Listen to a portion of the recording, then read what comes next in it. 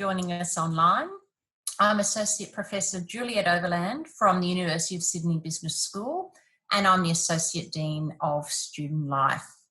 I want to acknowledge before we go any further that the lands of the University of Sydney are built on the land of the Gadigal people of the Eora Nation, and I'm on Gadigal land at the moment.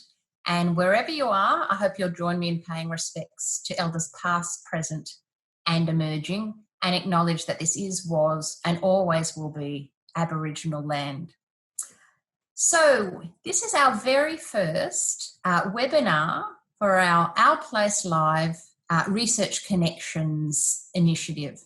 And it's my pleasure to be able to welcome you today. Our speaker today is Associate Professor Eliza Wu, who's from our discipline of finance. And I'll introduce Eliza in just a minute. But the first thing I just want to talk about are some of our webinar protocols. Whenever there's a speaker, everyone else will be muted. But if you do have questions, please do feel free to submit them as we go. And you can use the Slido that you should have the link for that. And remember that our event is hashtag 4748. Now, Our Place Live and our Research Connections is an initiative that I'm really excited about because it's a way to connect our students with our academic research in the business school. And certainly when I was an undergraduate student and even a postgraduate one, I had very little idea about the research that actually was going on with the academics who were teaching me. And it was something that when I realised later, I really wish I'd had the opportunity to learn more about it and to hear more about exactly why the people who were teaching me were experts in their area. So I really hope that you'll all find this beneficial, and there will be a survey at the end as well. So I'd like to introduce our very first speaker in this series, Associate Professor Eliza Wu, one of my colleagues. And Eliza is the Deputy Head of the Discipline of Finance, and she's an internationally recognised scholar in banking and finance. She teaches undergraduate and postgraduate banking units, including the undergraduate capstone in banking, which is a really exciting developments unit that we're really, really proud of in the business school. And her research looks at banking-related topics such as, the dynamic movement in financial markets, in securities markets, and how financial regulation has an impact. And I'm really looking forward to hearing her topic. I just have to read from it, so please bear with me. The topic is syndicated lending and rating downgrades. Do sovereign ceiling policies matter? And I think these sorts of financially based topics are really interesting at the moment, particularly because of the circumstances we find ourselves in with the economy. So I'm going to hand over to Eliza now, and please let's give her a really warm welcome. And I'm sure, even though we can't clap in the normal way, I'm sure we're all looking forward to hearing from her. Thank you so much, Eliza. Okay, hello, good afternoon, everybody. Thank you very much, Juliet. I hope my slide is showing up for the audience. So it's really a great honour to be the first guest speaker for this webinar series. It's a wonderful initiative, and Juliet has introduced it very well, explaining the idea behind this whole new series. It's a wonderful opportunity that I have today to be able to share some new research that we've been doing as part of a research program that was funded by the Australian Research Council, looking at specifically the use of credit ratings and how it affects banks' lending behaviour. This is joint work with some colleagues from the University of Sydney Business School and also a colleague who's now moved to a French business school in Audencia Business School. All right, so let me start off with something that we all know. Unless you've had your head buried under a pillow for the last little while, it would be no surprise to hear me say that governments around the world have all been spending a lot of money as temporary measures to support their economies and their people through the tough times that we're going through now. So the COVID pandemic, as the IMF warned just last month, is increasing the borrowing by governments around the world. And the graph here from the Financial Times article that was published last month, clearly shows that the government deficits that governments around the world, be they in developed economies or in emerging markets, are increasing. And with the subsequent waves of the coronavirus, it's likely that this will simply keep growing. And the reason why they're running these huge government deficits is because if you think about it, they're having to spend a lot of money to procure medical equipment, to train up healthcare personnel, to invest in vaccine development, to provide wage subsidies to support workers who have lost their work as a result of the COVID pandemic, and so on and so forth. And then on top of that, normally they would collect taxes from companies and from individuals, but as these workers and these companies are going through tough times as well, they're not able to raise as much tax revenue as they normally would. So if you're spending more than what you're bringing in, then of course these deficits will continue to widen. Now, normally running government deficits are okay as long as you can use them to increase capacity and boost productivity within the economy. And whilst we do know that these are necessary temporary measures that governments are using, it needs to be paid for in some way. And what's already occurred is that there are a lot of countries around the world that already have a mountain of debt, right, that they've slowly built up because interest rates have been low, and they've been trying to rescue their economies out of the last great recession that we had post the 2007-8 global financial crisis. So already in the past couple of months, we are seeing a lot of credit rating cuts coming through for Italy, for the UK, and whilst it hasn't happened as yet for the US, it has happened previously. Even though it's the safest country in the world with its AAA credit rating, in 2011, when they couldn't agree on a plan as to how they were going to manage their debt and bring it down to more manageable levels, the credit rating agencies were not shy to slash their AAA credit rating. And that could yet happen again, given what we know about what's happening in the US right now. So the point of this picture is to illustrate that under a mountain of government debt, right, essentially we have a ticking time bomb. Okay, it weighs heavily on the economies, and it's likely to create impacts on future generations. So what we do in this paper is we're trying to analyse what the impact of these sovereign credit rating downgrades are on the rest of the economy.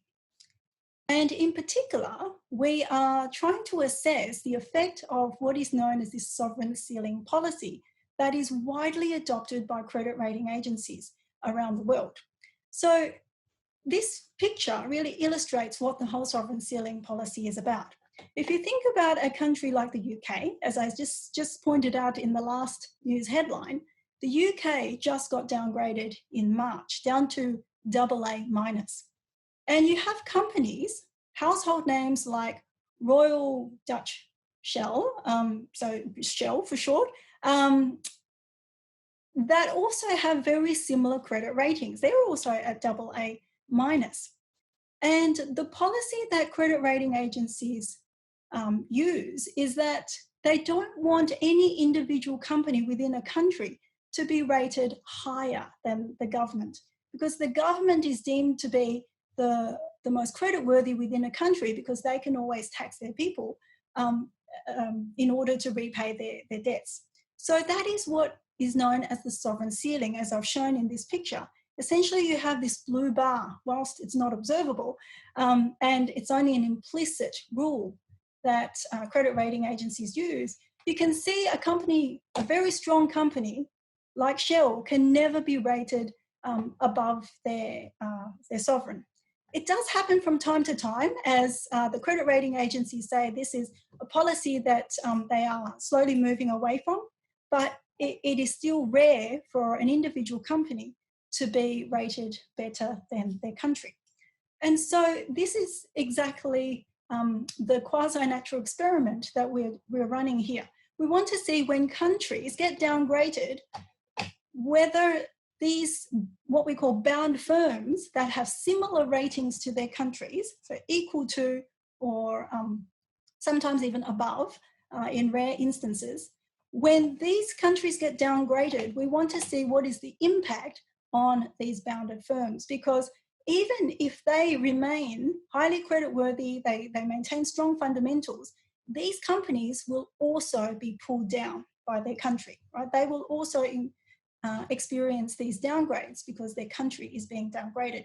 Whereas other companies down here, right, in the rest of the economy will be relatively unaffected because they're not pulled down by the sovereign ceiling as well. Okay, so we were inspired when we first started this project to see what else was documented on the sovereign ceiling effect. And there was some research coming out from top European and American business schools showing that indeed there are significant real effects that these sovereign ceiling policies have. So on the one hand, we know that banks that are rated close to their sovereign, when there is a sovereign downgrade, these sort of banks will be affected in the sense that they will also experience downgrades and their own funding costs increases because of their downgrade, and they are less able to lend to borrowers within their economy. So they experience these reductions in credit supply. So within the country, we know banks that are affected by that sovereign ceiling rule cut back, but they don't necessarily adjust their pricing of their loans. They simply reduce the quantity of loans that they are lending out. Now, in another related paper, a few of those researchers teamed up with others to look at the impact of the sovereign ceiling from the borrower side. And they find that when you have firms like Shell, as I indicated in the last illustration, when you have companies like Shell being downgraded because of their sovereigns, these firms are forced to cut back on their investments, right? So they can't invest as much because their borrowing costs increase and they can no longer finance those productive investments that they had originally planned. So what we noticed here is that there is still this missing piece of the jigsaw puzzle, if you like, okay? So we know the sovereign ceiling has a real effect on the economy, but the sovereign ceiling does not affect some domestic lenders, so some banks that are not affected by this sovereign ceiling rule, and also foreign lenders, okay? If you're a bank that's based in another country where you haven't experienced this sovereign downgrade, right, you can continue to lend to these firms that are affected. So that's exactly what we're trying to test, right, to fill the gap in this, this literature. So to summarize the main findings that we have from this study, in case I don't get through the details of our results. So first, we document that there is indeed an increasing borrowing cost for these bounded firms. So when their countries get downgraded, compared to the other firms that are not affected by that bound, they experience an increase in borrowing costs of 0.5 percentage point. Okay, so that's fairly significant. And it equates to a 30% or so increase in their bank borrowing cost. And it converts to about 6 million plus of increased interest payments that they make on a loan of average size and average duration. Okay, so there's a real cost for these bounded firms that are affected by the sovereign ceiling.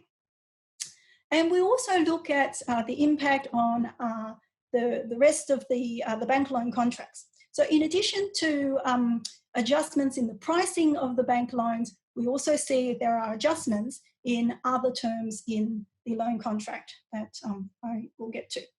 Okay, so on top of that, we're also finding that the way that the banks work together as part of a lending syndicate to provide financing to these affected firms also changes, right, when the downgrades occur.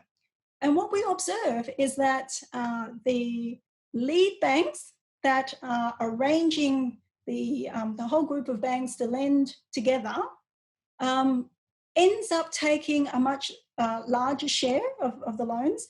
And in fact, the whole lending syndicate has to take up much larger shares than they normally would, okay, due to the increase in risk or perceived risk which is being faced by these lenders.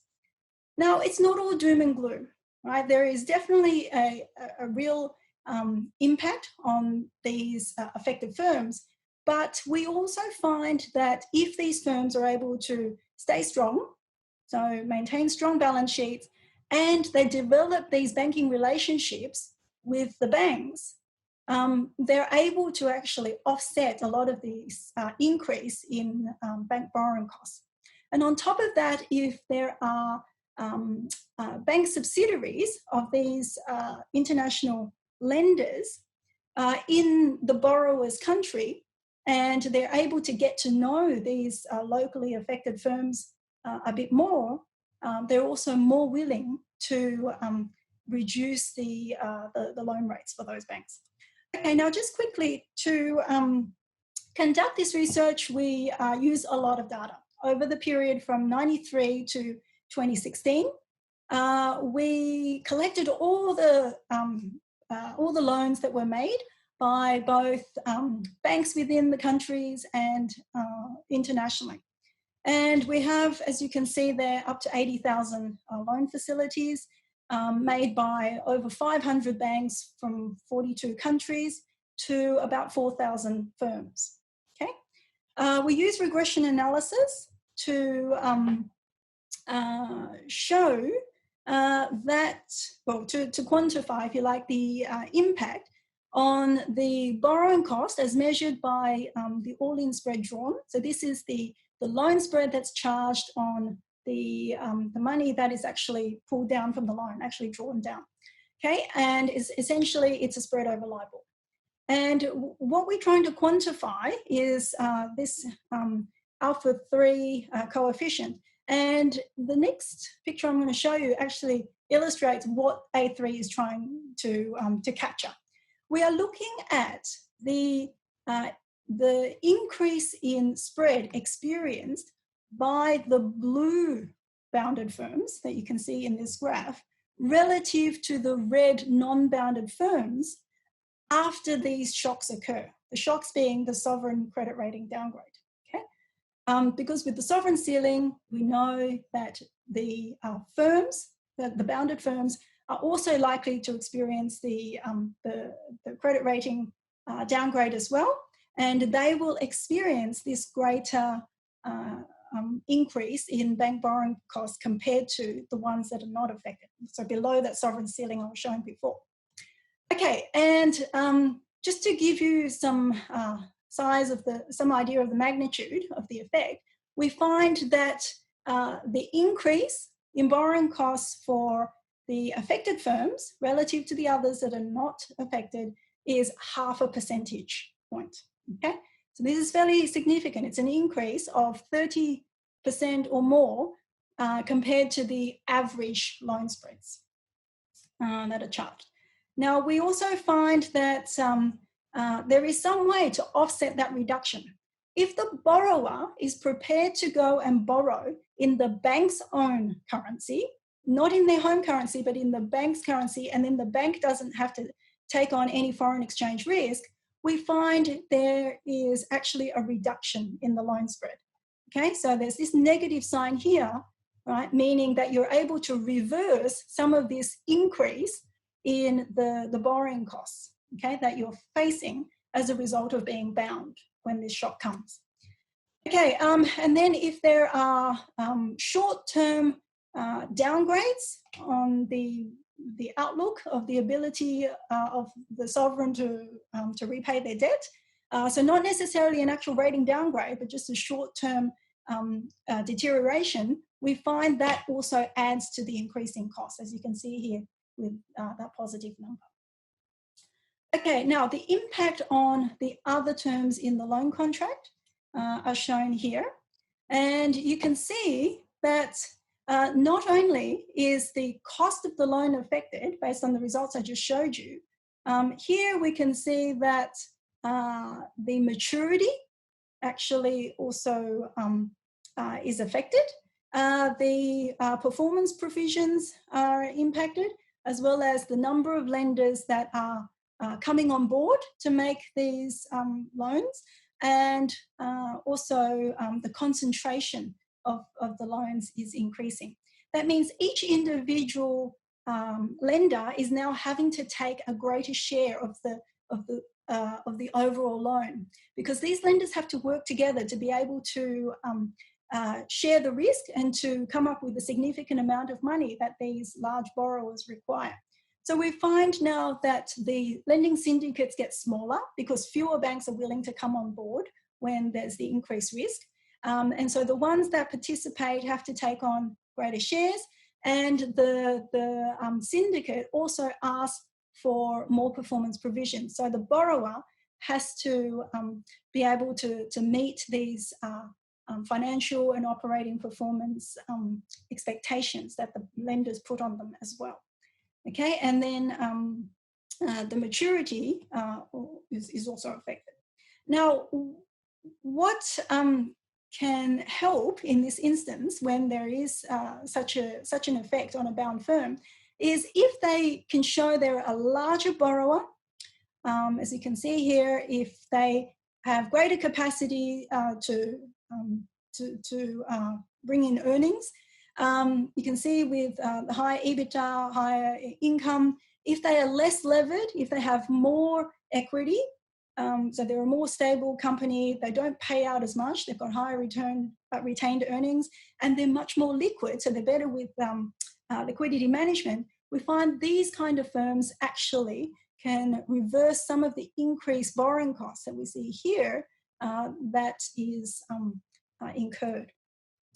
Okay, another dimension to this is that we find that if these borrowers is able to develop banking relationships with the lenders before the sovereign downgrade occurs, right? So in the last 2 years, if they've already borrowed from that lender before, then that lender is more likely to give them a slight discount. Okay, and that is measured by whether they actually have a relationship in the last little while, whether they have more loans with that lender, or whether they've borrowed more money from that lender. Okay, so the intensity of the banking relationship that they have really seems to make a difference here. Okay, and then on top of that, if the foreign lender has a bank subsidiary within the country that has experienced the downgrade, then that bank subsidiary is able to get more information from the local borrower that has been affected, and they're also more willing to give them a discount on the loan as well. The last thing is if the affected firm has some sort of government backing, right? So typically we have these borrowers that are either in the utility sector, or whether they are, they're utility companies, I should say, or they might be still government owned, they're coming out of privatization. We find those sort of borrowers get a better deal, and you can see here they are also able to get a discount on their bank borrowing. So in conclusion, we find that there is a significant effect of this sovereign ceiling on syndicated bank lending. It increases the costs, the bank borrowing costs that these affected firms or bound firms have to face. And it also increases some of the non-price terms. So they now have to perform, to continue to perform in order to get the bank financing. And the lending syndicates themselves also rearrange themselves in a way to increase the concentration in the loans, so that they all have to take on more risk and they can share that with fewer other parties.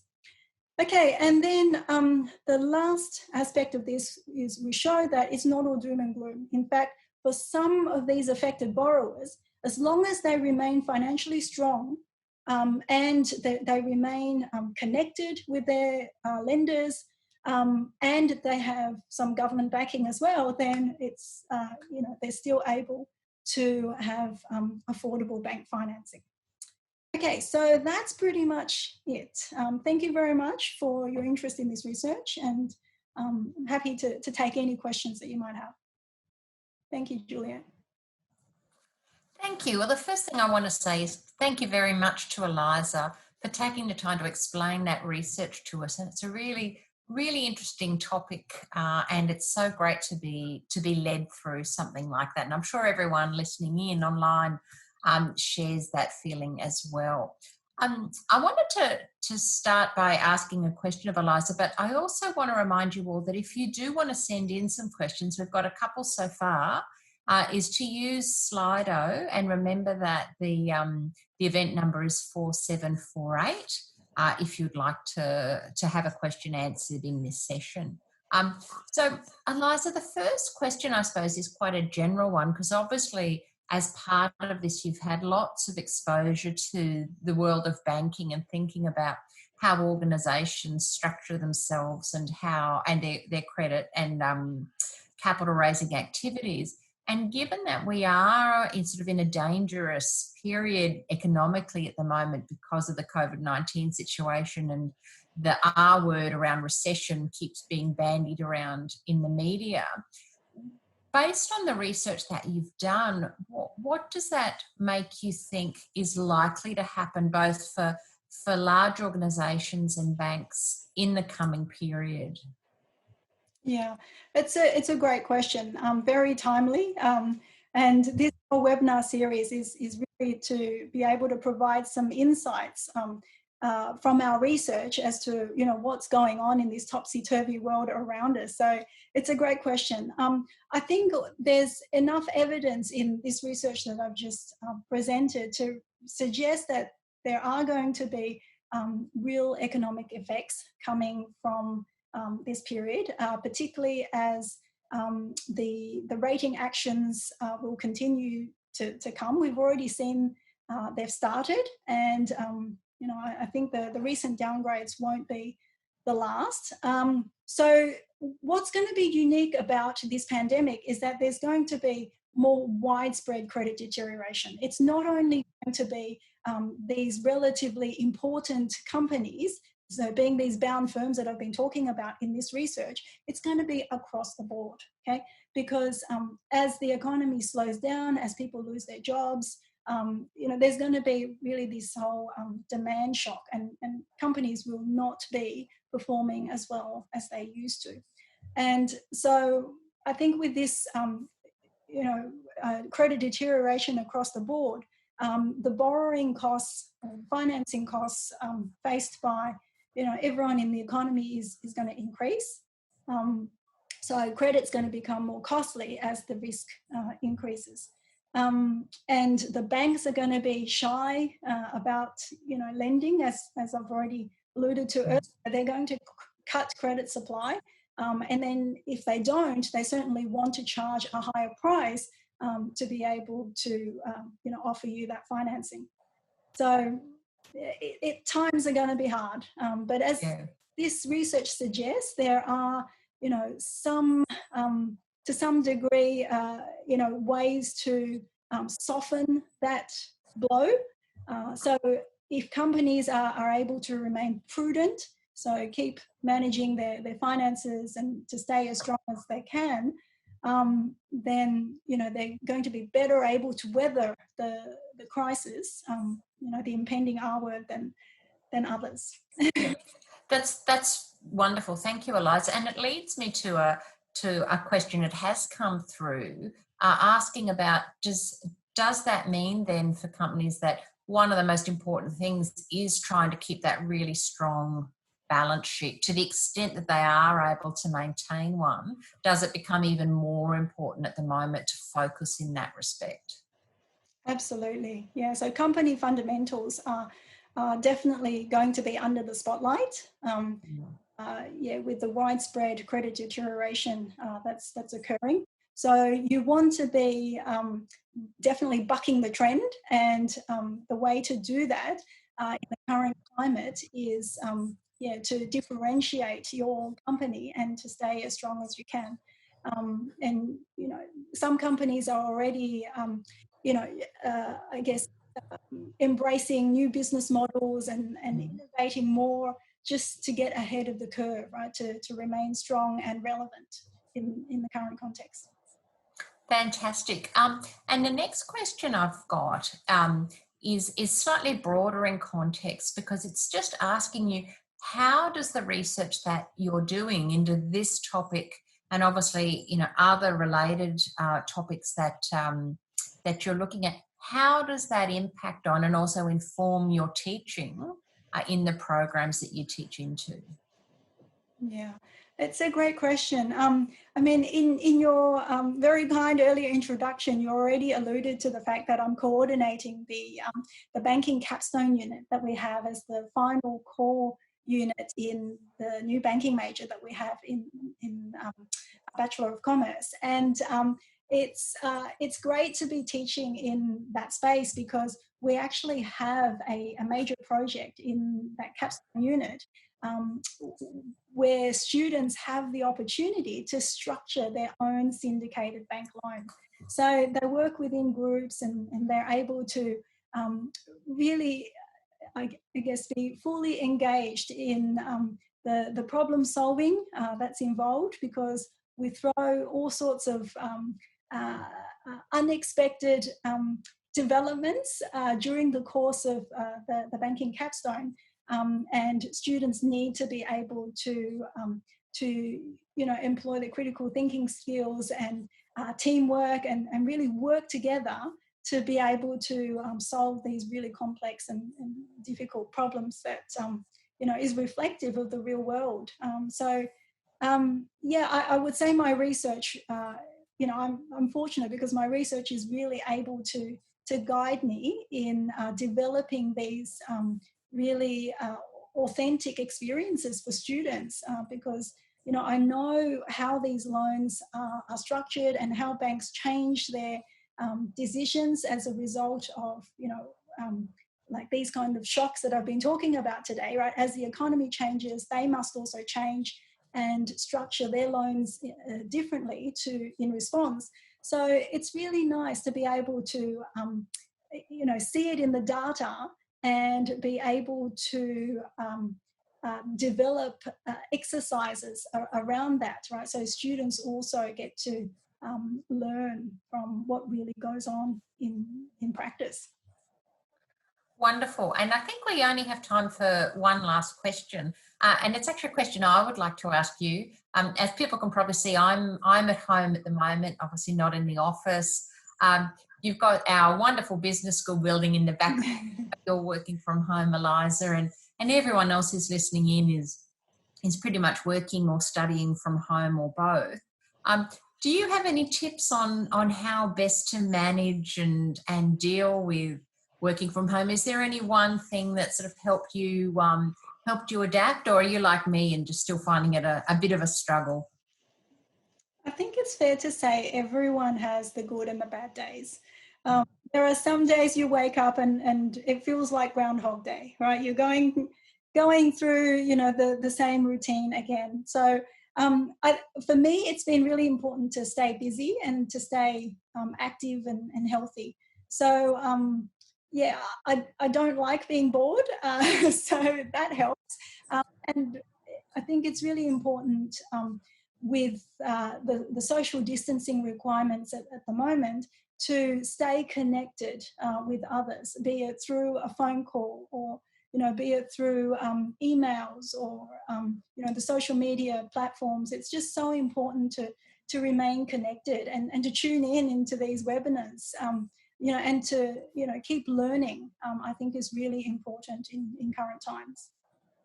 That's fantastic. And I hope that this webinar has been a chance for a connection between the school and everyone who is with us online. I really want to thank you, Eliza, for being our very first leader of a Research Connections webinar. It was a wonderful presentation. I'm sure everyone's enjoyed it. I really want to thank you. And I also want to thank all the people behind the scenes who've helped put this together. And I won't name them all, but they know who they are. Do you have any closing remarks before we finish up, Eliza? Really just want to thank you for this delightful opportunity. It's been so good to be able to share the research that I've been doing and to engage with the students in this way. So thank you for the great questions. Really appreciated those. And I hope the talk was clear and the audience was able to gain some insights based on the research that I presented as to, you know, what's going on around us and you know, what's likely to be on the horizon. There's going to be more rating actions, and there is going to be some economic pain, but it's not all doom and gloom, right? In some cases, as long as companies are you know, able to manage these tough times, you know, they'll stay afloat. It's not all doom and gloom. Wonderful, thank you. Well, on that note, I'm just about to close the webinar, but I do just want to remind everyone that there will be a survey following, and we'd really appreciate you if you're able to take time out for that. Thank you for joining us today. Our next Research Connections Our Place Live webinar will be next Thursday, the 21st of May, and I hope you'll be able to join us then. Thank you very much.